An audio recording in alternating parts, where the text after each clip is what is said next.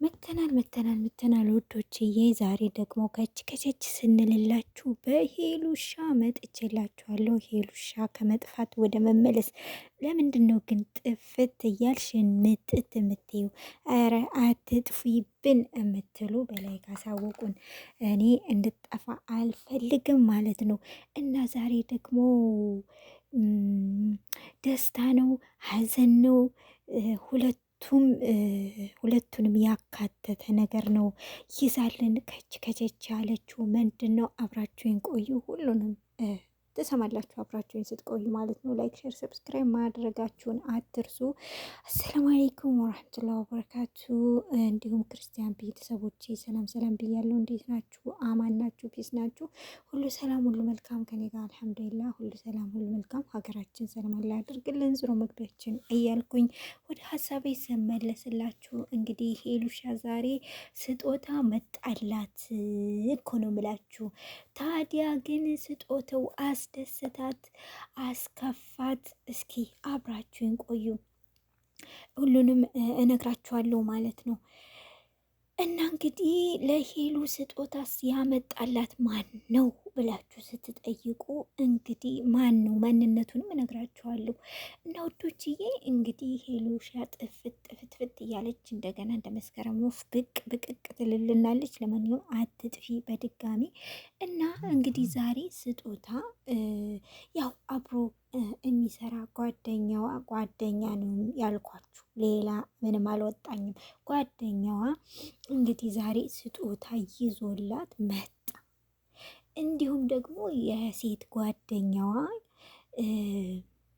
ሁሌም ከጎኗ ማጠፈው እንዴ!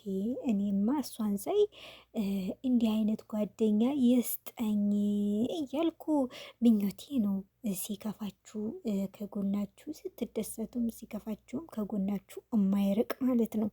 እና እንግዲህ እች ጓደኛዋ አግኝቶ ለሄሉዬ ስጦታ መስጠት እፈልጋለሁ ይላታል፣ ያመካክራታል። እሺ ብላ እሷም ከዛ ግን እኔ ልየው መጀመሪያ ስጦታውን ብትለው ግግም አለ ልጁ ራሱ።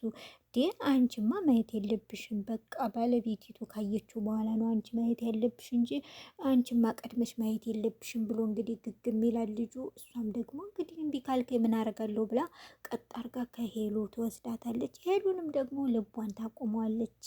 ሰርፕራይዝ አለሽ ብላ እንግዲህ ልቧን ታቆመዋለች። ከዛ እሱም ያው ሰርፕራይዝ ሲባል ማንኛውም ሰው ደስተኛ ሆኖ ያን ሰርፕራይዝ እስከሚሄድ ድረስ በቃ ደስተኛ ነው የሚሆነው አይደለ? እሷም እንደዛ ደስተኛ ሆና እየጠበቀች ከእሷን የመሰላት ግን ደግሞ ከኔ አይደለም ከሆነ ሰው ነው ትላታለች። እንግዲህ ያሰበችውን አላቅም ያው ብዙ ነገር ልታስብ ትችላለች በውስጧ። እናማ እንግዲህ ያስውጠታ ያው ከትንሽ ካስጠበቋት ሰስፔንስ ነው የሚባለው እንግሊዝኛውን እንግዲህ እናንተ አስተካክሉት።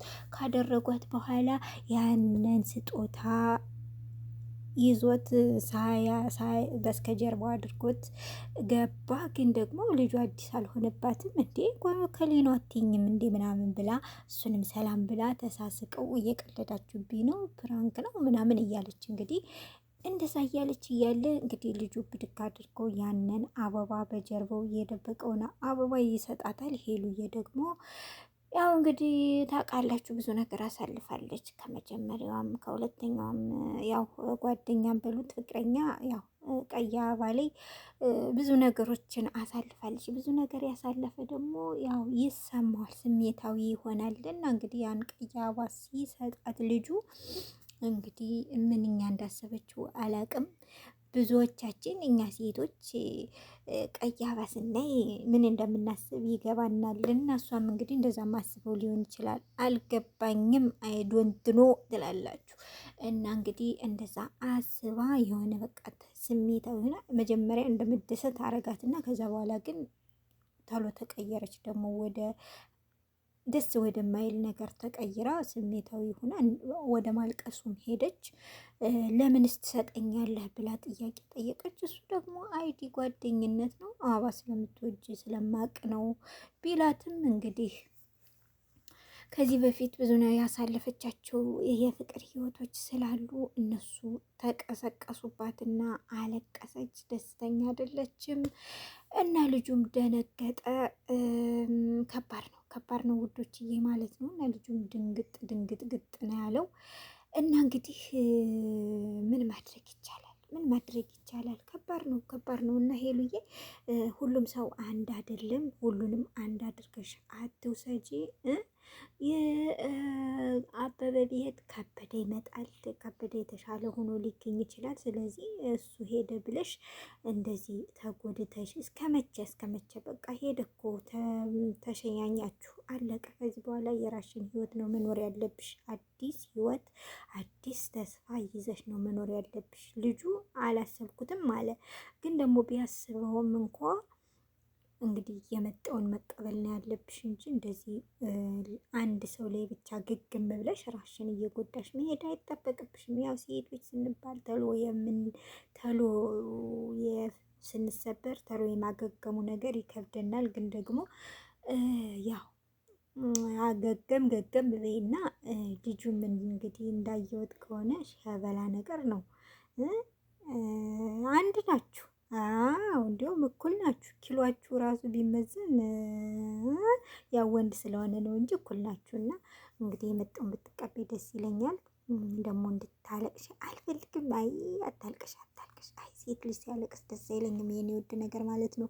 ለማንኛውም በሌላ ቪዲዮ እስከሚገናኝ መልካሙን ሁሉ ተመኘውላችሁ። እንግዲህ በጥሩ ነገር ትመጡልናላችሁ ብዬ ተስፋ አደርጋለሁ። መልካም ውሎ። ሰላም አለይኩም ወራህመቱላሂ ወበረካቱ። ባይ ባይ።